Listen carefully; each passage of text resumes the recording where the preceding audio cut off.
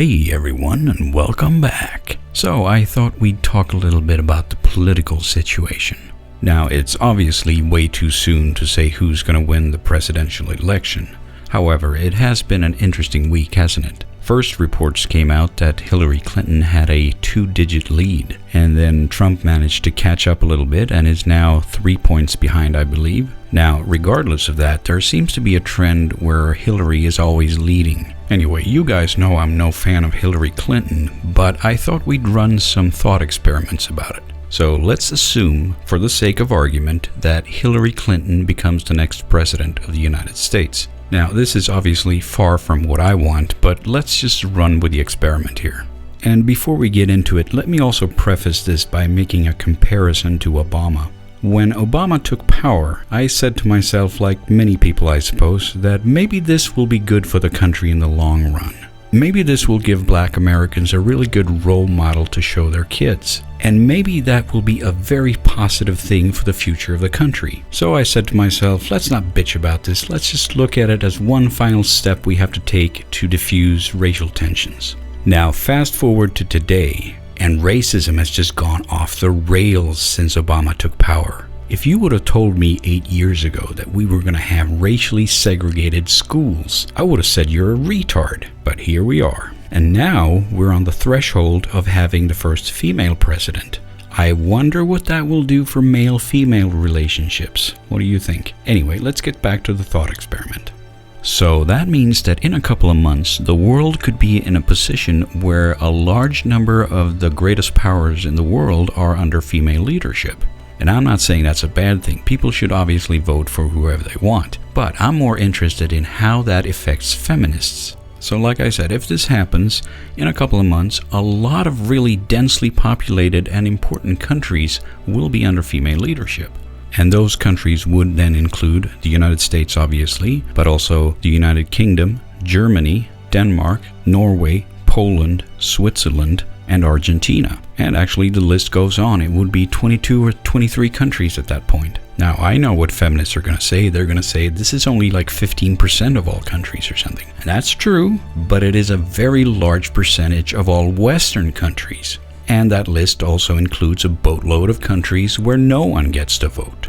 Now, those countries are of course a problem on their own, and we should definitely encourage them to give everyone in their country the vote. However, I do not accept that we should judge the quality of our own country based on what a couple of dictatorships are doing on the other side of the world.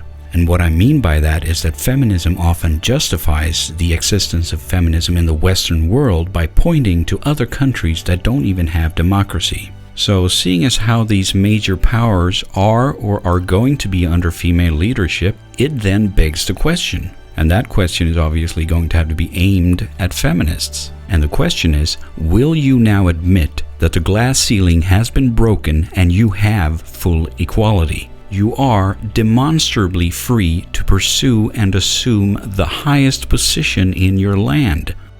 Last week, when Trump had said something stupid or something that the Democrats didn't like, depending on how you look at it, President Obama asked, "At what point do you stop supporting Trump?" Well, I'd like to ask feminists, at what point do you stop supporting feminism? Assuming Hillary wins, which is the basis of this thought experiment, we now live in a world where the only laws that exist that are not completely equal are laws that are to the advantage of women. A world where many of the greatest powers are led by women. And when women do commit crime, they get drastically shorter prison sentences. A world where young men are not attending higher education in the same degree and are in fact paid less than young women when they start working. Add to that a global media machinery that continually paints men as inherently bad people. At what point do you realize that feminism is just swinging the pendulum in the opposite direction? At what point do you admit that there is actually a good point to the distinction between feminism and egalitarianism? At what point will you acknowledge the fact that feminism is not leading us towards greater equality, but towards greater female privilege? I think it's time for those who say that they are for equality to actually use the correct term for that, which is egalitarianism. Abandon your entrenched position if you really are such a noble person.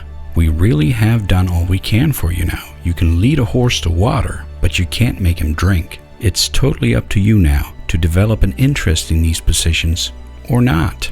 The Western world really can't give women more power than this without admitting that female supremacy is the goal, which of course I think it shouldn't be. Like I've always said, I think our goal should be constitutional equality, which we really have achieved, and this proves it. So, dear feminists, I'm looking forward to you declaring the end of feminism. I'll be holding my breath. Now, as I was thinking about this, another thought experiment popped into my head, and that concerns the common claim that you hear from feminists and Marxists alike, that democracy is not a good system of government. Okay, and how do they want to solve that? Well, in their case, they just want to have a dictatorship, obviously. But that got me thinking, is there a system of government that we could live with that is not a democracy? Well, first let me preface this by saying that this is completely unrealistic and not something that we will experience in our lifetime anyway.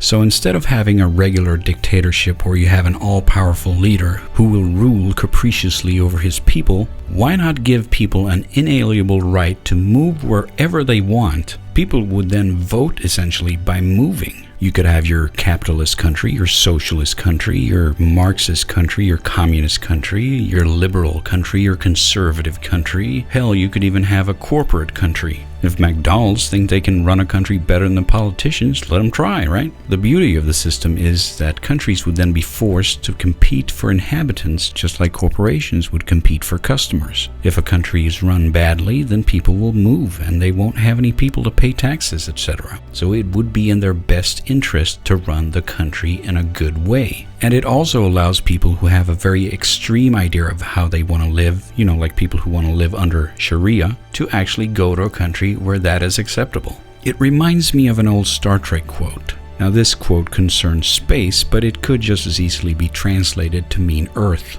And the quote is, "You always say that space is so big, so you'd think there'd be more than enough space for people to leave each other alone." I'm doing this from memory, but for those of you who are interested, I think this is from Star Trek Deep Space Nine's Homefront. Anyway, key word being leave each other alone, because that's really what we need in this world. We need to give people space to leave each other alone. Because the way we're heading right now, every country is being equalized to be exactly like any other country. And I'm not sure that's a good thing. I mean, seriously, I can get on a plane right now and go to London and it'll be exactly like home. It'll be the same stores, the same brands, the same restaurants, same everything. Yeah, they'll drive on the other side of the road, but who cares? Anyway, I don't know if it's a good thing that all countries are trying to be exactly the same as any other country. It doesn't leave people any room for a different way of life. I mean, technically, in a Western country, you have the right to lead whatever type of life you want, but that disregards that whole leave each other alone thing, because people are not good at that, and it would be helpful to have specific countries for specific ways of life, I think. But I know it's naive, and it's not going to happen while any of us are alive. Now, of course, some people are going to say that this is a horrible dystopian vision of the future, but, it's just a thought experiment. Don't take it too seriously. Anyway, I just thought I'd throw it out there to perhaps give you something to think about. Maybe you have an even better alternative for democracy. If you do, let me know. Personally, I still think democracy is the best way to go. So that pretty much concludes today's introspective shit talk. So thanks for watching and see you next time.